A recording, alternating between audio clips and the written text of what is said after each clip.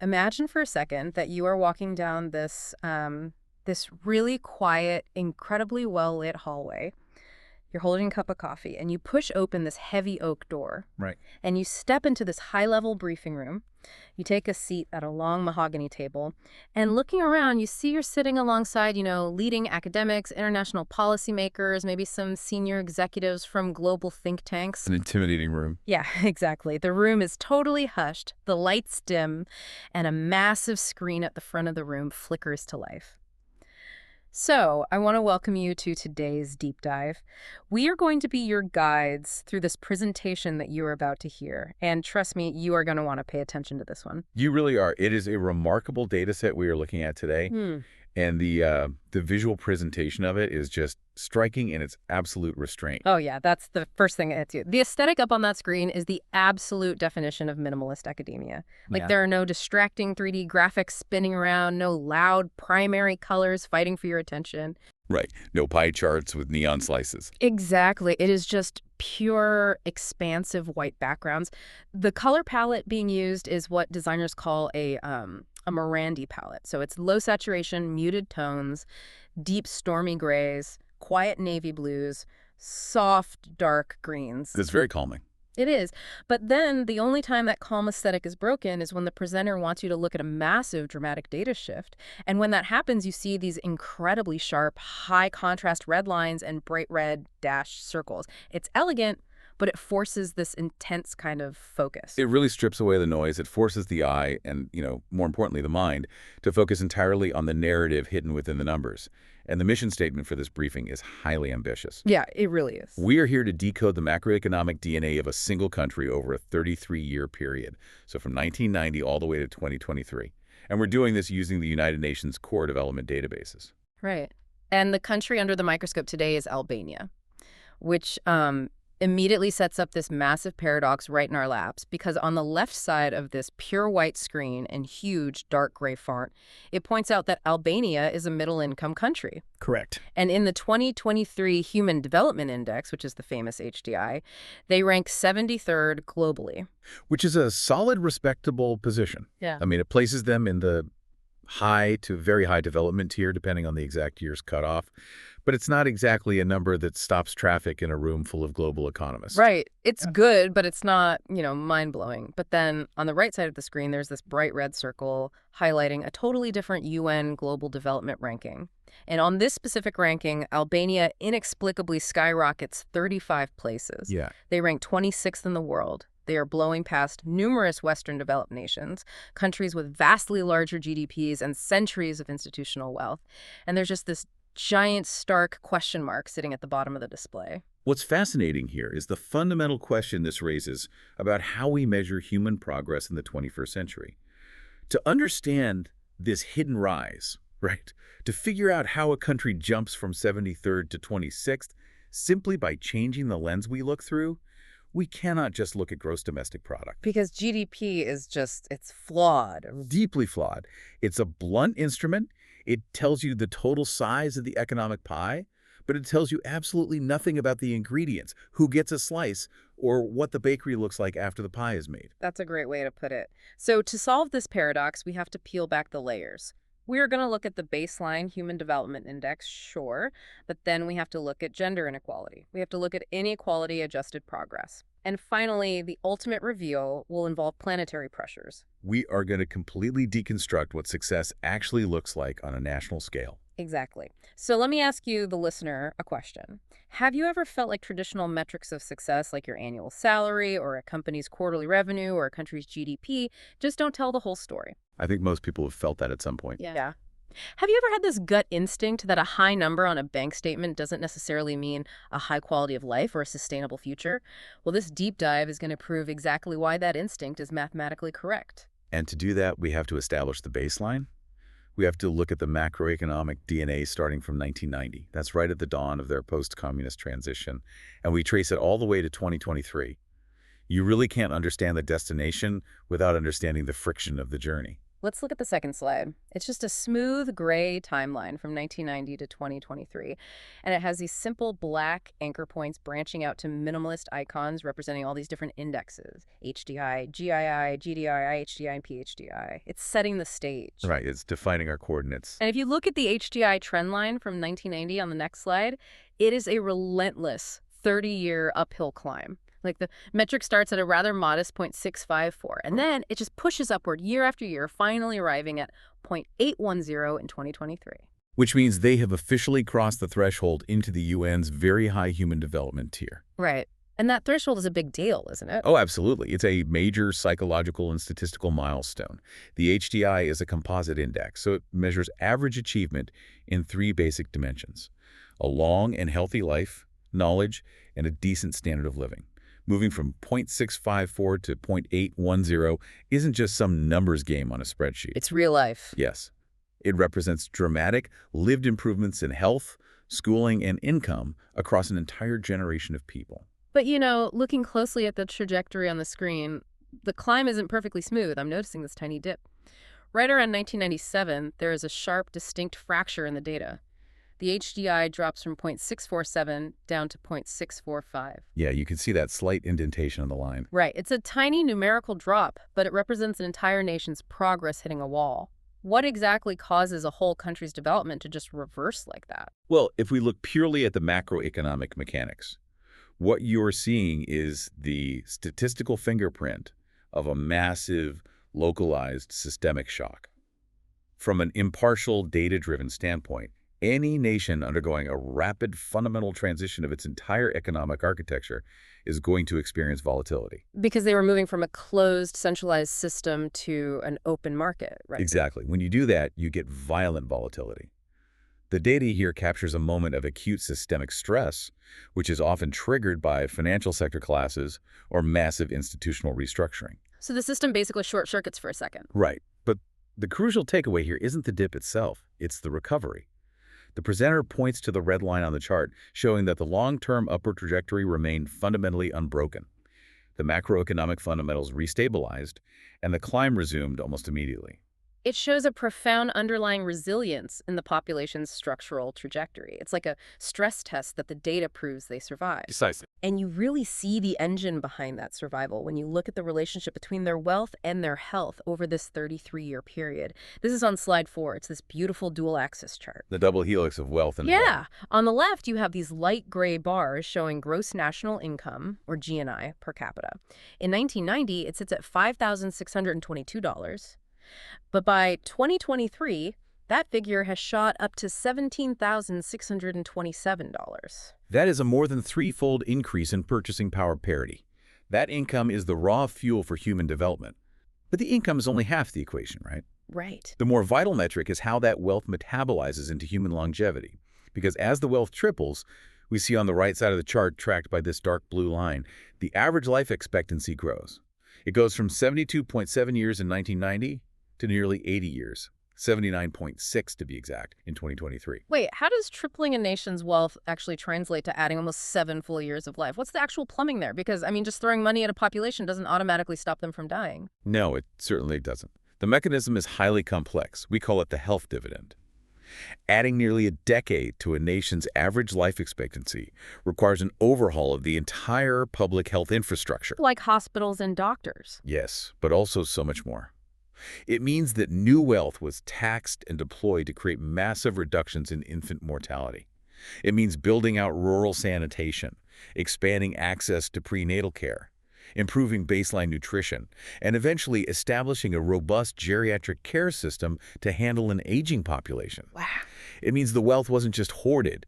It was literally converted into cellular longevity for the average citizen. That's incredible, but even that longevity has its breaking points. The presenter actually draws our attention to this specific red circle on the chart, spanning 2020 to 2021. The life expectancy line visibly sags there, dropping down to 76.8 years. Right, and that is the data signature of the global COVID-19 pandemic. It's important to view this unvarnished. The pandemic was a brutal stressor on healthcare systems globally, and Albania was not immune. Of course not. When ICU beds fill up and supply chains for critical medications break down, life expectancy takes a highly visible, immediate hit. But the recovery from that hit is what's truly staggering to me. By 2023, it's bounced back rapidly. I want you, the listener, to think about the sheer systemic resilience required here. A nation doubles its wealth, adds nearly a decade to its citizens' lifespans, takes a direct hit from a global pandemic, and then bounces right back to its historic highs. It is an incredible achievement. It shows a really strong macroeconomic immune system.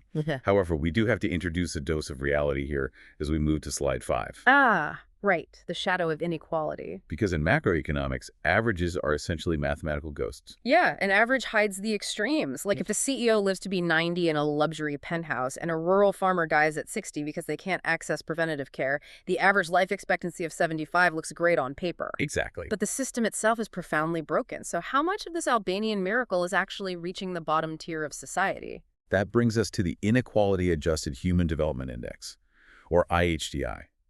The UN created this metric precisely to cut through the illusion of averages.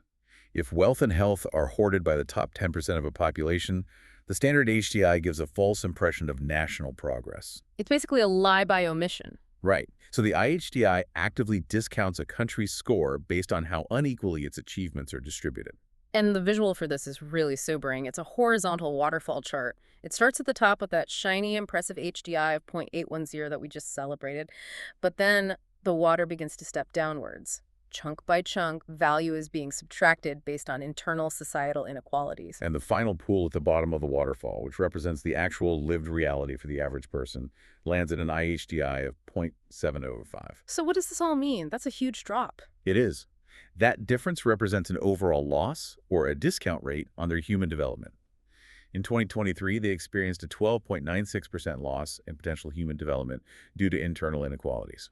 Okay, so let's break that down. Where exactly is that 13% bleeding out from? The UN data isolates the inequality into 3 distinct buckets: health, education, and income. The first downward step on the waterfall is inequality in life expectancy.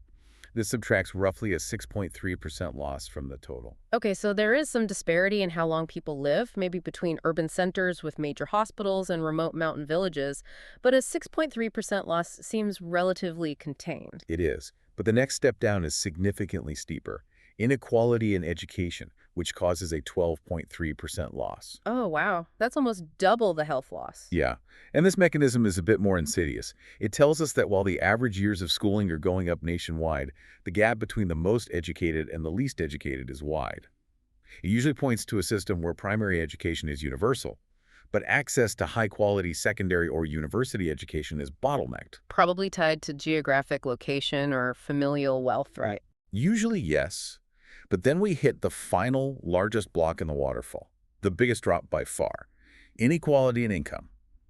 The loss here is a staggering 19.7%. 19.7, that's huge. And this is the crux of the middle-income country trap.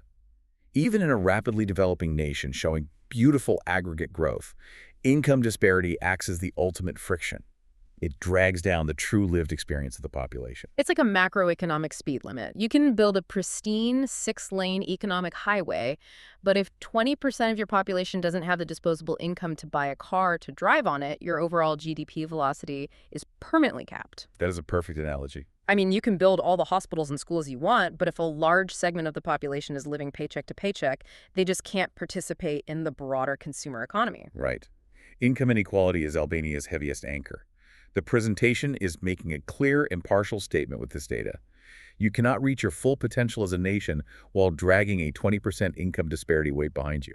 It really changes the whole mood of the data. You see the 0.810 and you want to cheer, and then you see the 0.705 and you realize, wow, there is still a massive mountain left to climb. There is. But if income inequality is the anchor dragging them down, there is another area of their society that is acting as a massive sail pushing them forward. Because while income disparity remains a stubborn challenge, there is one area of equality where this country has executed an absolute masterclass. We're entering the domain of gender inequality.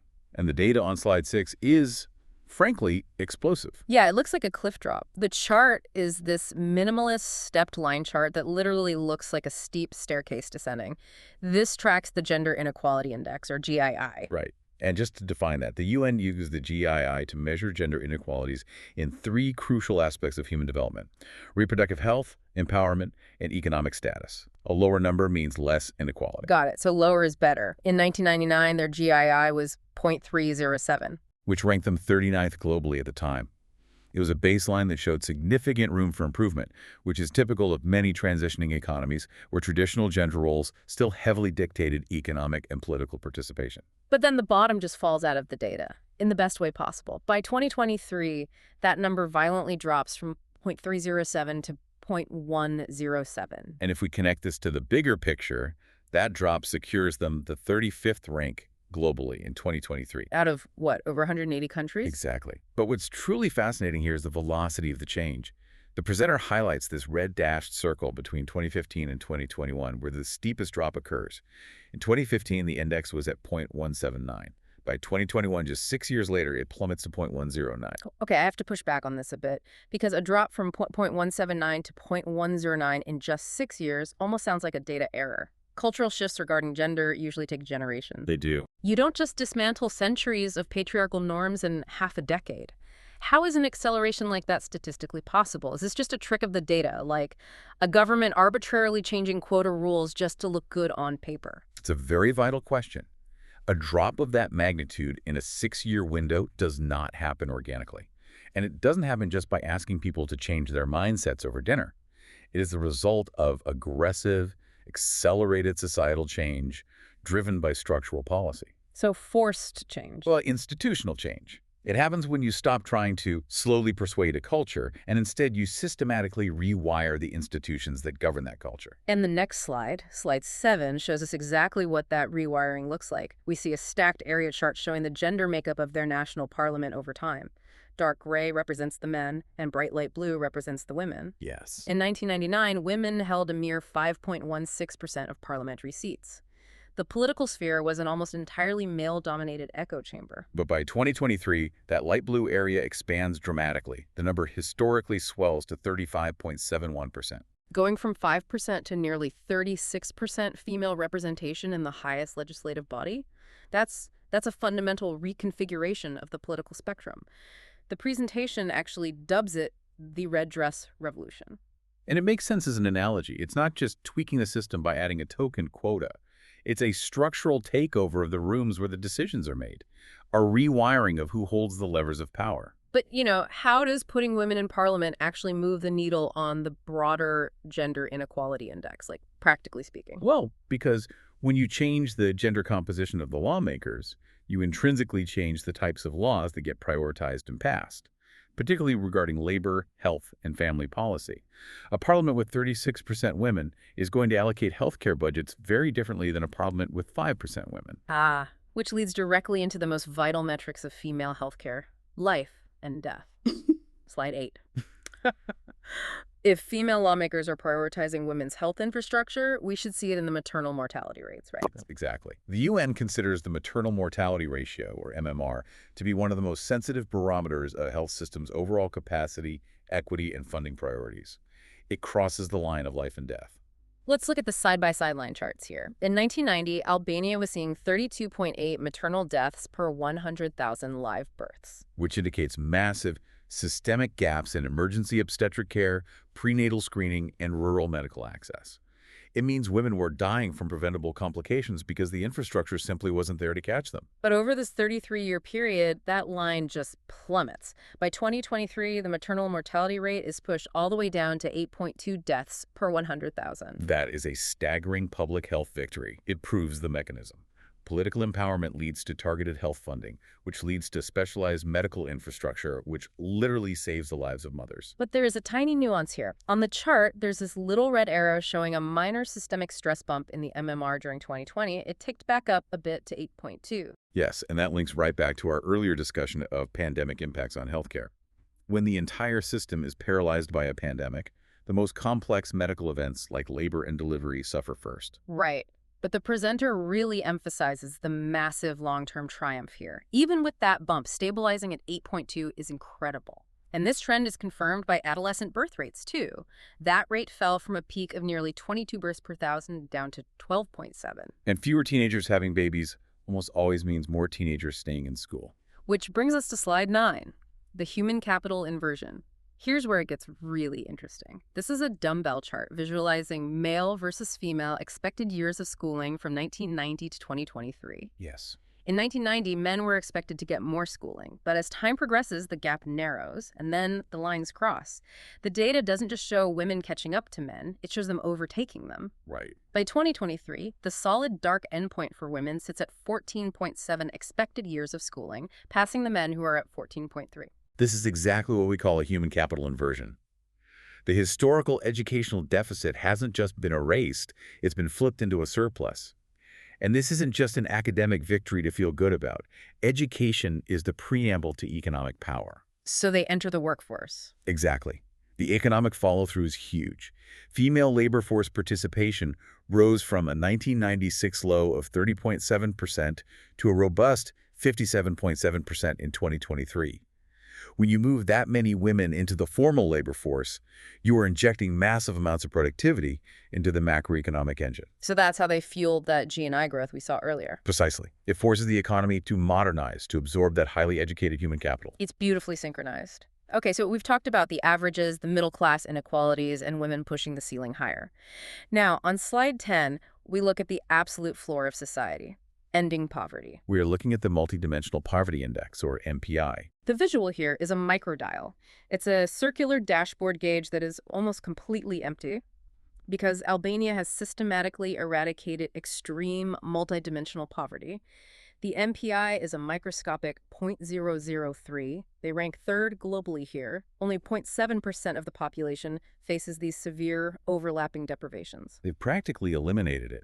But if we look at the horizontal bar chart next to the dial, it breaks down what makes up that remaining tiny fraction, because the lingering pressures are strictly isolated in two specific areas. Right, it's not a lack of electricity or physical assets? No. Education accounts for 31.3% of the remaining index, and nutrition accounts for 28.1%. I want you to imagine the policy shift required here. When a country moves from fighting basic survival deprivations like building water pipes to fine-tuning targeted nutritional and educational interventions. It's a completely different phase of national governance.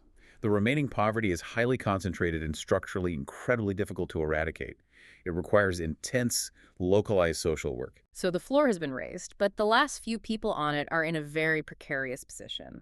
Which brings us finally to the grand reveal. Slide 11. This is where we answer the hook from the beginning. Exactly. How did rank 73 become rank 26? The presenter shows us a scatter plot. The x-axis is the traditional HDI. The y-axis is something called the PHDI. A high contrast arrow connects Albania's modest x-axis position to its stellar y-axis position high up in the first quadrant. The PHDI is the Planetary Pressures Adjusted Human Development Index. And the reveal is profound. When you penalize countries for the damage they do to the Earth, like carbon emissions and material footprint, Albania rockets past richer, higher polluting nations. Because if we look at slide 12, this minimalist double bar chart shows us why. Albania's carbon footprint is a mere 1.1 tons per capita, and its material footprint is only 10.03 tons. That's tiny. It is. I mean, compare those tiny bars to the ghosted baseline of the developed nation average on the chart. It shows how Albania achieves high human development at a fraction of the environmental cost. But wait, are they just offshoring their pollution, like buying imported stuff so the carbon counts against another country? No, and that's the brilliance of the PHDI metric. The material footprint measures final consumption demand. So if they import goods, the environmental cost of extracting those raw materials globally is attributed to Albania's footprint. Oh, wow. So they genuinely have a low-impact structure. Yes. A massive part of it is their domestic energy grid, which relies heavily on natural hydroelectric capacity. They bypass the dirty fossil fuel industrialization phase. Which totally breaks the traditional model. On slide 13, there's this single-line chart floating over a pale green background representing the safe ecological boundary. It tracks the percentage difference between their standard HDI and their PHDI from 1990 to 2023. And it stays completely stable within a 3% to 7.5% healthy window. This raises an important question. It proves that you can scale an economy over 30 years without a corresponding explosion in ecological destruction. The invisible compound interest of green growth. They grew richer and healthier, but their planetary pressure stayed remarkably flat. It's a masterclass. So let's synthesize this. Slide 14 is a radar chart with 3 points: economic HDI, gender equality, and environmental sustainability. And the shape is heavily stretched toward gender and environment. Right. It's not skewed purely toward economics like most Western nations. No, it shows the ultimate formula. They didn't rely on heavy, high-pollution industry. They engineered a high-quality societal recovery by aggressively empowering women and maintaining a low-carbon footprint. Which brings us to the final blank slate. Slide 15. The screen is just a massive expanse of white space. No charts, no graphs. Just one bold, centered sentence and a tiny UNDP data citation in the corner. GDP is no longer the sole metric of progress. It's a powerful message for the academics and executives in the room.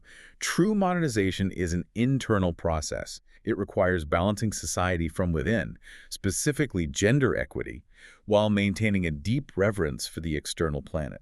As we wrap up, I can't help but connect this directly back to our own daily lives because we often measure our own success by our personal GDP, right? Our salary, our title. Yeah, we completely ignore our personal PhDI. Exactly. Our stress, our environment, our relationships. What's the true cost of your growth? Are you highly developed on paper but internally bankrupt? It's a great question. So I want to leave you with a final provocative thought. If a nation can leapfrog 35 places on the global stage simply by changing the definition of what is being measured, by subtracting harm from progress, what happens if we apply that exact same accounting to our own lives? What invisible rank might you hold if you measured your success by what you didn't destroy to get there? Think about that. We'll see you on the next deep dive.